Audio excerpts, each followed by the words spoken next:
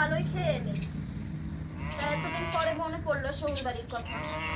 এতদিন কাটিয়ে এলে, বাপ মা কি আমার জন্য কিছু পাঠিয়েছে?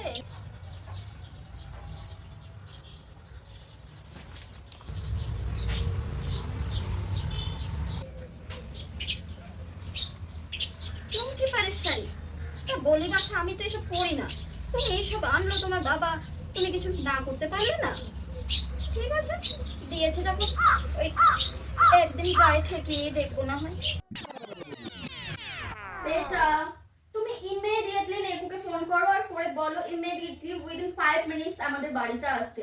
আমার কিন্তু ওকে ছাড়া একদমই ভালো লাগছে না, আমার মন বসছে না বেটা। সারপ্রাইজ মম, নেকি my baby.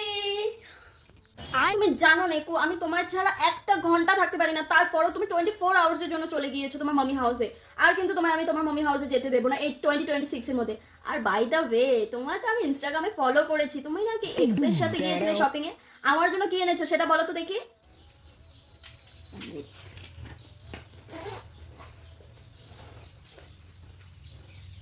Look how pretty is this. এটা পরলে ফাদার ইন ল একদম মজনু হয়ে যাবে লেলার পেছনে। মাই গড, এত সুন্দর ড্রেসটা তুমি তোমার এক্স এর সাথে গিয়ে তুমি তোমার মাদার ইন ল জন্য এনেছো। Thank you so much. Flashback. গড প্রিয়া, তুই তোর এত সুন্দর ড্রেসটা তুই টমিকে পরিয়ে রেখেছিস? খুলিয়ে দে, এক্ষুনি আমায় দে, দে ফাস্ট। এত সুন্দর ড্রেসটা কেউ টমিকে পরায়? বাড়ির কুকুরকে এটা কেউ পরায়? আমি এটা নিয়ে যাচ্ছি, আমি এটা আমার শাশুড়ি মমকে দেবো।